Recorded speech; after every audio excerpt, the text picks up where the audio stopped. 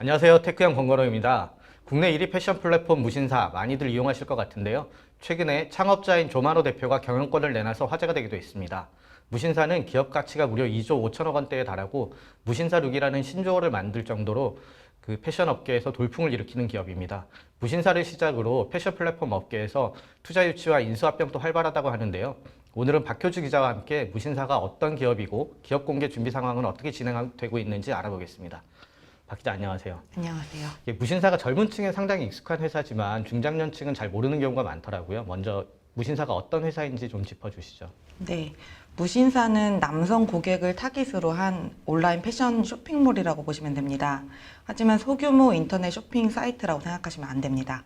무신사는 현재 800만 명의 누적 회원과 5천여 개의 브랜드가 입점한 플랫폼으로 성장했습니다. 이번에 경영권을 내어놓은 그 조만호 대표가 창업자인 거잖아요. 예, 조만호 의장은 무신사의 창업주입니다. 조 의장이 프리첼이란 온라인 사이트에 무진장 신발 사진이 많은 곳이란 커뮤니티를 개설했고 마니아층이 몰리면서 소위 대박을 쳤습니다.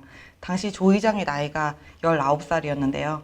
2년 후인 2003년 자체 플랫폼으로 독립해 무신사닷컴을 만들고 2005년에는 무신사 매거진이란 잡지를 만들어 주요 대학가에 뿌리며 이름을 알렸습니다. 이후 무신사닷컴이 약 30만 명 모인 커뮤니티로 발전하면서 조 의장이 네트워크를 활용할 아이디어로 온라인 의류 쇼핑몰을 떠올렸다고 합니다. 당시에도 인터넷 쇼핑몰은 있었지만 활성화된 단계는 아니었습니다. 조 의장은 2009년 커뮤니티를 처음 개설한 지 8년 만에 의류 B2C 판매를 시작했고 2012년 그랩으로 법인을 전환한 후 지금의 온라인 쇼핑몰 무신사 스토어를 열었습니다. 이 소규모 온라인 의류 사이트에 브랜드들이 많이 입점하기가 쉽지 않잖아요. 지금처럼 한 5천여 개의 브랜드가 들어올 때까지 뭐 특이한 경영 방식이나 이런 것들이 있었을까요? 네, 사업 초창기 유명한 브랜드를 입점시키긴 어려웠습니다. 그래서 떠올린 게 신진 브랜드였습니다.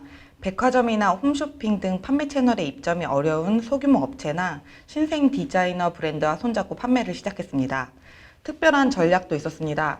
2013년 무신사에서 선보인 콘텐츠인 숍스텝은 당시로서 획기적인 마케팅이었습니다. 지금도 일부 대형 이커머스에선 마네킹의 옷을 입혀놓고 찍은 사진을 판매 사이트에 올려놓기도 하는데요. 무신사는 틀에 박힌 모델 사진이 아닌 입점 브랜드의 스태프를 모델로 한 개성 넘치는 사진을 올렸습니다.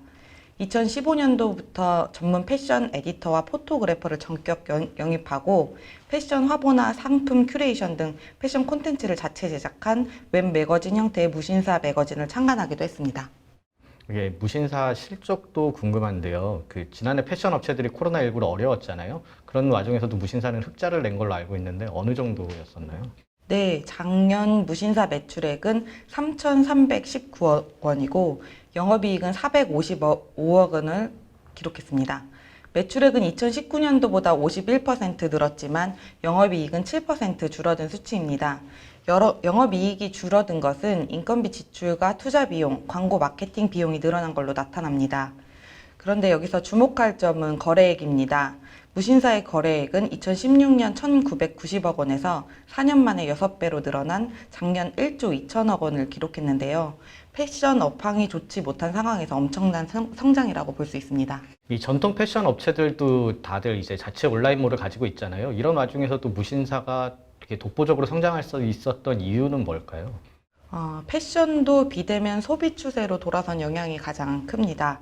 또 무신사가 패션 커뮤니티로 시작한 만큼 소비자들이 관심을 갖는 콘텐츠를 적중했다는 게 가장 큰 비결로 분석됩니다.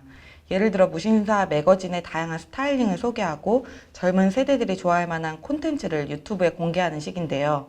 전체 임직원 500여 명 중에 100여 명이 패션 에디터, 디자이너나 PD, 포토그래퍼 같은 콘텐츠 제작자로 채워져 있다고 합니다. 계속 이제 콘텐츠가 얘기되는데 콘텐츠가 중심인 패션 플랫폼이라는 게 되게 특이하네요. 근데 이제 콘텐츠 외에 혹시 뭐 다른 특별한 기술 같은 것도 적용된 게 있을까요? 네, 무신사의 대표적인 플랫폼 기술은 인공지능을 기반으로 한 이미지 및 보이스 검색 서비스입니다. 소비자가 찾고 싶은 패션 의류나 소품을 촬영해서 무신사 앱이나 웹페이지에 올리면 AI 기반 이미지 분석 기술이 해당 제품과 같거나 유사한 상품 최대 50가지를 제시하는 겁니다. 상품 색상과 길이, 패턴, 소재까지 세밀하게 분석해서 원하는 아이템을 추천해줘서 만족도가 높습니다. 이 컨텐츠에 뭐 AI 기술까지 뭐 강점이 많은 것 같은데 그래도 옷은 역시 입어보고 사야 한다 이런 소비자들이 많잖아요. 그런 가운데서도 이렇게 온라인 플랫폼 중심인 사업을 하다 보니까 뭐 한계 같은 건 있지 않을까요? 네, 비대면 소비 추세지만 옷을 입어보고 구매하는 소비자들의 니즈는 분명 남아 있습니다.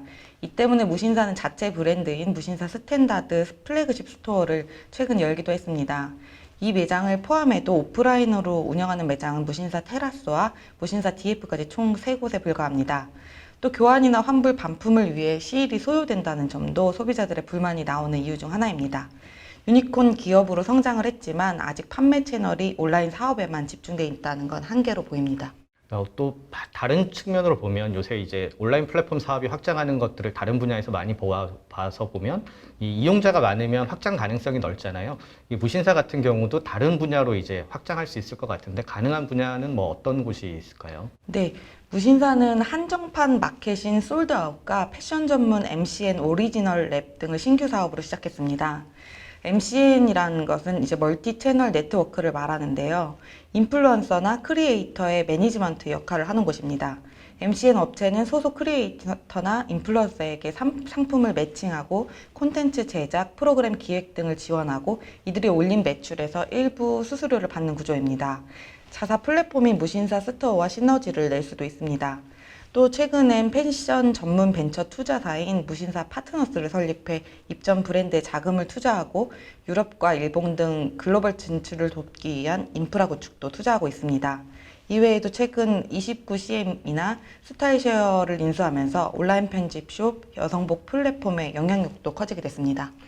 또 다른 얘기인데 이제 최근에 그 창업자이자 최대 주주인 조만호 대표가 대표직을 내려놓았잖아요.